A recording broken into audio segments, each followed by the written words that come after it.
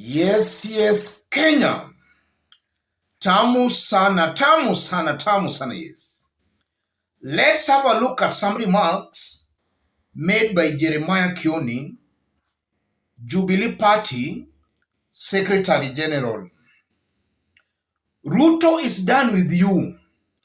Kioni tells DP Gachagua over government reorganization. If you go through that story, Kioni is quoted as saying this: as for Gachagua, the die is cast, and William is done with you. If he had any respect for you, he would not be moving you from one office to another.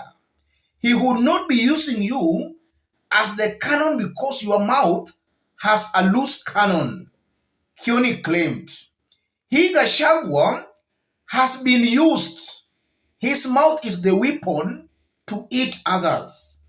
As you go down, leave the Kikuyu community alone. Don't go down with it. According to the former Ndaragwa MP, DP Gachagua was being exploited by the government to perpetrate attacks on the opposition and those against the state.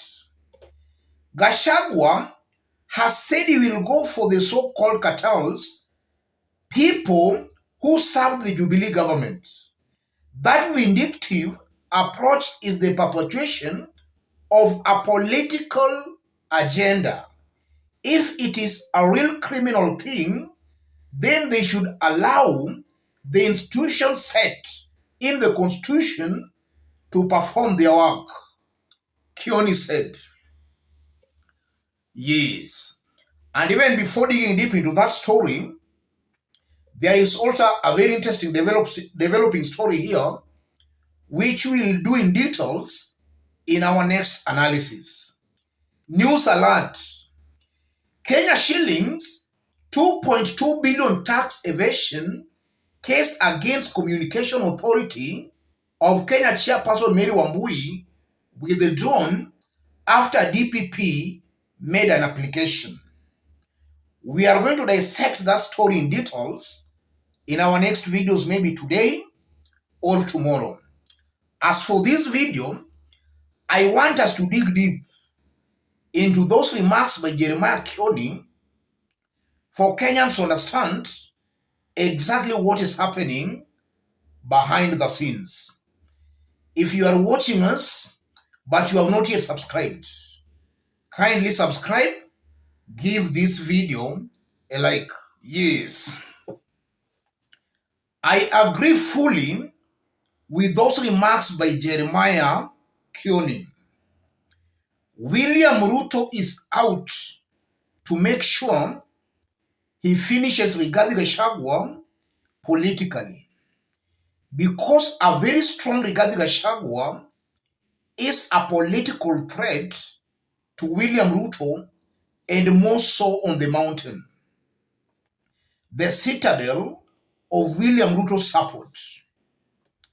A strong Rigathi Gachagua is a threat to Ruto's political career.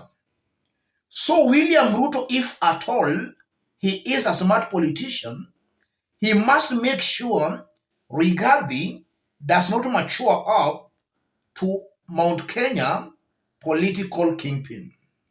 And William Ruto seems not to be wasting chances here. He seems to be on a mission to kill Rigathi early enough before Rigathi matures into a political kingpin of the mountain. And that's exactly what William Ruto is doing here. Ruto wants to make sure that by 2027, no leader from the mountain shall have emerged as the political kingpin.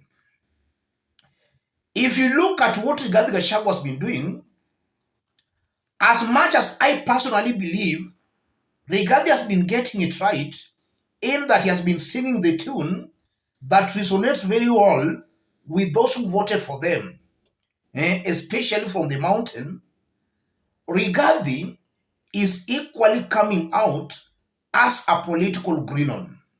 And it's true, Rigathi is a political greenon. This is a leader who was just serving his first term as a member of parliament. So he might not be having a lot of political experience.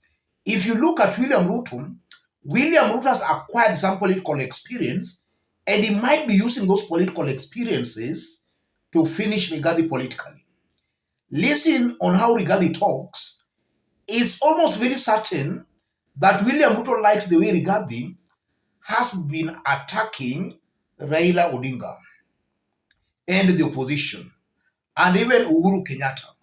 In fact, when they were being sworn in, on the same day they were being sworn in, Rigathi badly attacked Uhuru Kenyatta. William Ruto played it very safe and even took the opportunity to extend an olive branch to Uhuru Kenyatta by being seen to be offering Uhuru Kenyatta a job. In fact, he announced on the day he was being sworn in that he had given Uhuru Kenyatta some peace ambassador job. While on the part of Rigathi, he was attacking Uhuru Kenyatta. If you look at the opposition, Rigathi has been very consistent in his attacks on Raila Odinga and the Azimio Brigade. And just yesterday, at an interview, he made it very clear that the government will start going after some rogue officers who served in Uhuru Kenyatta's government. That was Rigathi Gachagua. And that created a perception that Rigathi is out to revenge. And he's also out to make sure he uses government bodies, this Director of Public Prosecution, DCI, anti-corruption. He wants to use those bodies to revenge politically. While at the same time, it might be possible William Ruto is very happy and might be using Rigathi to revenge. As Rigathi is leading that revenge mission, thus alienating him and separating him from the opposition, from Uhuru Kenyatta and his allies, from Raila Odinga and his allies. And some few days in this forum, I indicated clearly well that for Rigathi to survive politically, then he should not come out very strongly to be attacking the opposition, and more so Azimio. He might need Raila Odinga maybe sometimes in future. This is politics. There are no permanent friends or enemies in politics. If Rigathi is not very careful, William Ruto will fix him. And upon William Ruto fixing him, now that he shall have severed any kind of relationship between him and the opposition will most definitely support William Ruto in fixing Rigathi Gachagua. And now you are even seeing leaders from the mountain. In fact, upon William Ruto being sworn in, we have been seeing leaders from Jubilee Party actually crossing over. But now if you start seeing some leaders in Jubilee also attacking Rigathi Gachagua, then that should be a wake-up call to Rigathi Gachagua, because the moment you're even being tagged from home, then actually you can easily be finished politically if you are being attacked even from your home area.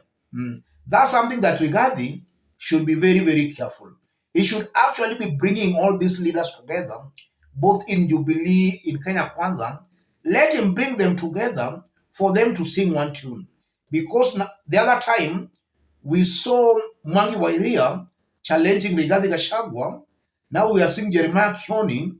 Tomorrow it might be Ndindi Nyoro or Alice Wahome. So Rigathi is actually being weakened at home. The best he ought to have done is actually not to be fighting or attacking everybody.